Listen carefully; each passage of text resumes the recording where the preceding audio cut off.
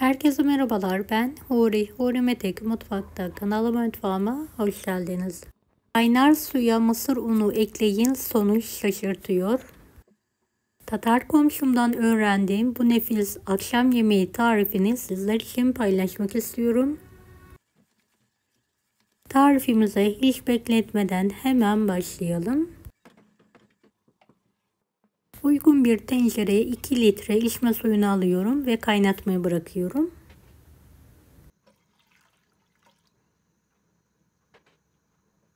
Su bardağı buğday unu kullanıyorum.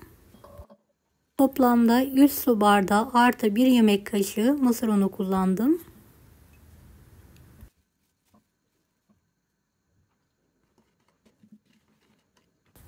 Evet, karıştıralım.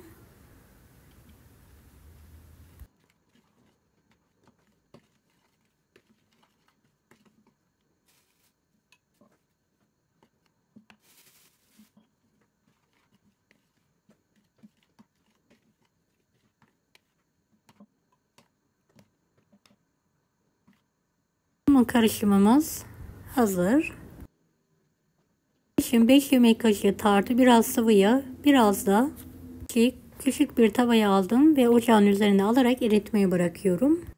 Evet, suyumuz ısındı. 2 tatlı kaşığı tuz ilavesi yapıyorum. Biraz da sıvı yağ gezdiriyorum ve karıştırıyorum.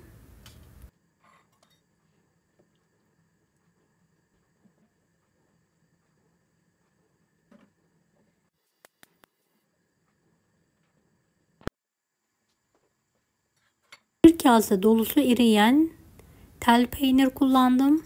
Suya atarak karıştırıyorum.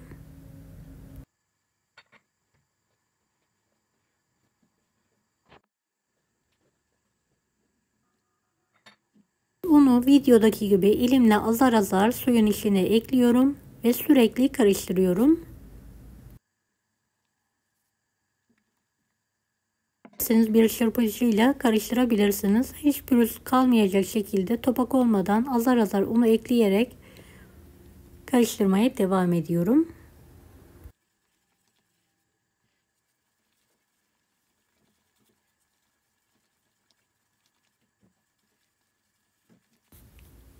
Beni hangi ülkeden veya şehirden izliyorsunuz merak ediyorum. Yoruma yazarsanız sevinirim.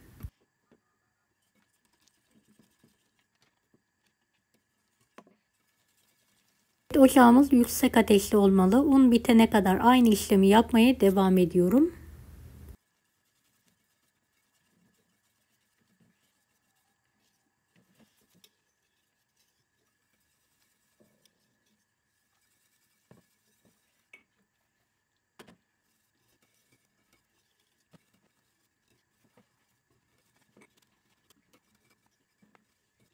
Biraz da sıvı yağ gezdiriyorum ara ara.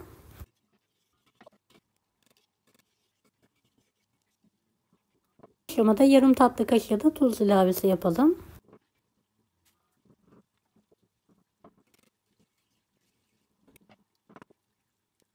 Mısır için tavada erittiğim tartıda erimeye başladı. Tüm unu ekledikten sonra sabırla aynı şekilde karıştıra pişirmeye devam ediyorum.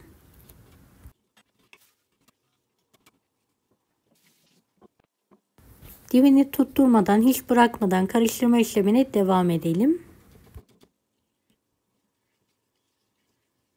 Yaklaşık 5-10 dakika pişiriyorum.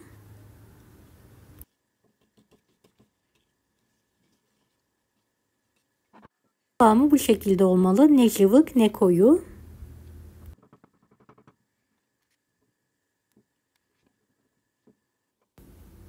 Evet, gördüğünüz gibi harika bir kıvamı var. Yağımız da nar gibi kızarmaya başlıyor.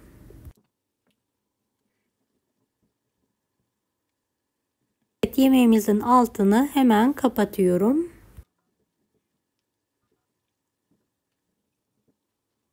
Soğutmadan büyük tepsilere pay ederek incecik döküyorum. Normalde daha ince dökülüyor. Benim fazla kabım olmadığı için biraz kalın döktüm.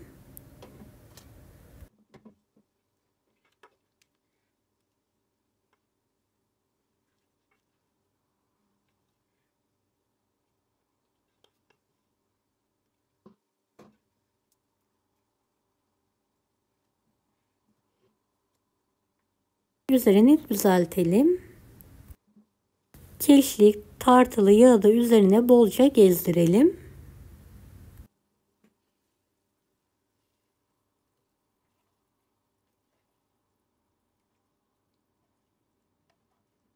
Evet, yemeğimiz hazır. Tarların meşhur mamelek tarifini sizler için hazırladım. Soğutmadan sıcak sıcak tüketmenizi tavsiye ederim. Kanalıma ücretsiz abone olmayı unutmayın. Bir dahaki videolarda görüşmek üzere. Allah'a emanet olun. Hoşça kalın. Daha farklı tarifler için bunları da izlemeyi unutmayınız. Kolay gelsin herkese.